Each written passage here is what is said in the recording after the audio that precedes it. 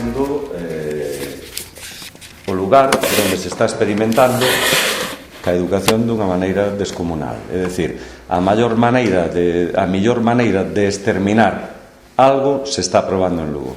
Empezouse nas zonas rurais, as zonas rurais, dixo Froilán ahora mismo, hai colexios, hai alumnos, hai profesores, pero a forma na que están distribuídos eses nenos e eses profesores, pois moitas veces estamos creando, por así decirlo, o terceiro mundismo educativo, cando realmente non habería por que facelo. Estáse desmantelando o rural dunha maneira tremenda. É normal que os pais e as mães do rural, eso que decía Froilán, sobre todo as mães, que son a xente moi enrollada, porque que son moitas veces os únicos servicios públicos que hai naqueles sitios. En Doiras o único servicio público que hai é o colexio, se tiramos a Tría Castela, pois exactamente o mismo. Entón vaise perdendo e a provincia de Lugo vai caendo a pasos axigantados en poboación e lóxicamente en servicios, non? Desde o punto de vista xa das vilas importantes, estuvose intentando e deuse paralizado dentro do que este ano co argumento peregrino, porque a desgracia que temos, eu creo que en Galiza foi que na Consellería de Educación nunca houbo ninguén que entendese de educación. Entón, é o importante, é dicir, nós temos aquí un xefe territorial que eu non sei o que se pode entender de educación.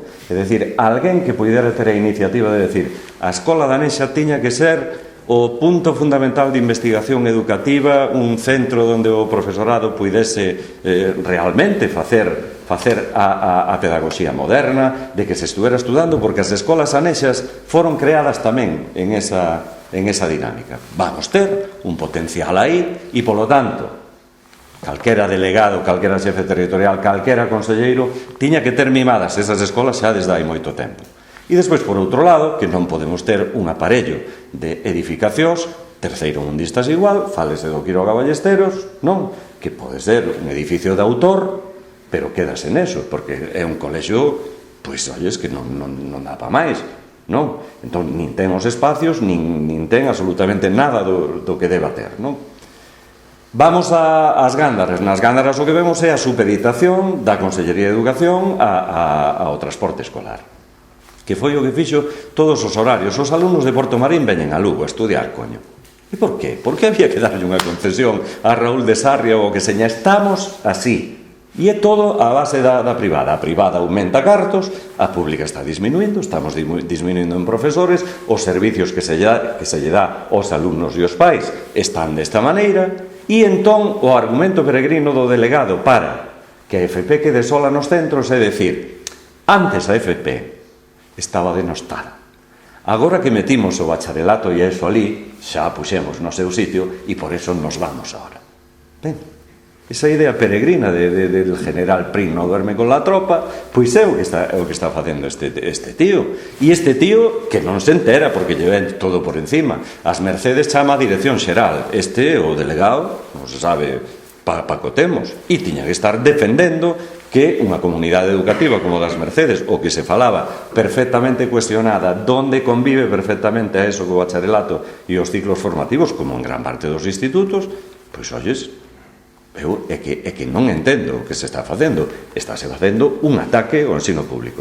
O Sagrado Corazón é vergonzoso, vergoñento que estemos en 2013 falando da posible construción en 2018 e a ver si ven de un novo centro que reúna as condicións necesarias para unha educación normal.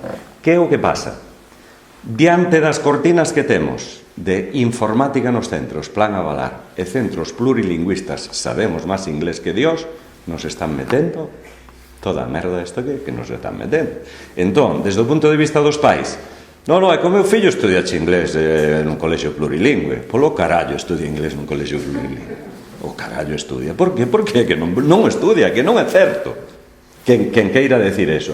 Non, é que estudia moita informática. Non é certo. E non pode ser esa cortina para ternos enganchados. Entón, o engaño é evidente. A privada está tirando, o centro de Lugo pode ser que se quede sin centro educativo, polo tanto, necesita un centro educativo no centro. A anexa hai que reforzala, porque si houbera iniciativa tamén dos xefes territoriales, hai que plantarlle cara á universidade ou plantar cara políticamente, pero salir na defensa esa de aí, non? Entón, mentras esteñamos así e mentras nos vendan o que nos están vendendo, están nos fodendo. E entón, a provincia de Lugo é un caso maravilloso donde todo eso se está poniendo en evidencia. Perda de 2000 e pico de postos de traballo, os nenos agrupados. Agora ben, aparte de estar agrupados e aparte de facerlles o colexo donde yo fan, que teñen que transportalos para leválos ao colexo, ahora, aparte de ir transportados, aqueles que iban a narices transportados teñen que pagar o comedor escolar. Donde se viu? Eso é un atraco a mao armada, non?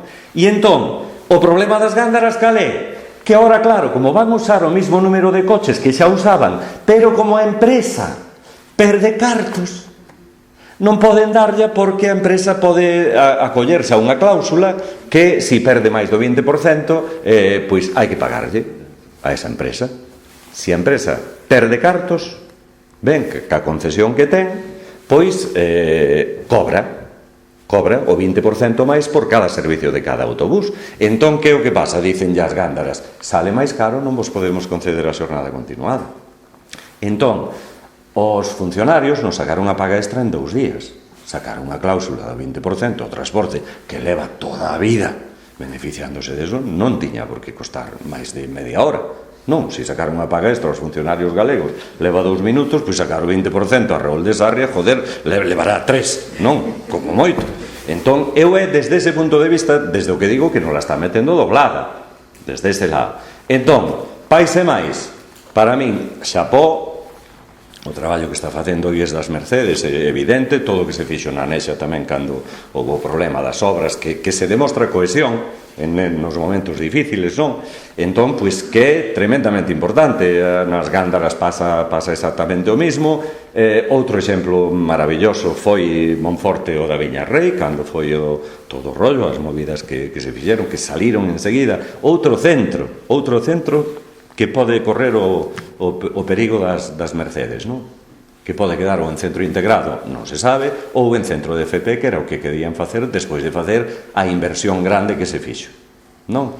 Entón, un pouco o que temos que facer toda a sociedade, é dicir, en este Lugo que temos, pois que hai que coller o que seña, hai que coller o que teñamos a mao e empezar a dar algún pau de vez en cando, porque despois, claro, despois cando lle dices ao conselleiro que é un inútil, iso é unha escracherada que te podes ir pa bonxe 3 meses, non? Entón digo, pero se nos están atragando todos os días. Entón, bueno, hai que darlles caña, como decía outro. E agora ven al 11, e al 11 vai ser unha proba de fogo e definitiva, donde se vai valorar a labor do profesorado da pública e da privada, e se traballamos en inferioridade de condicións, cando señan as avaliacións, pudera ser que ganar a privada, pero xa procuraremos os da pública de empeñarnos moito máis no noso traballo, que o sabemos facer e o facemos ben, para, en todo caso, se queren medirnos, me cago en diola, poñémoslo encima da mesa, se fai falta, e xa está, nada máis.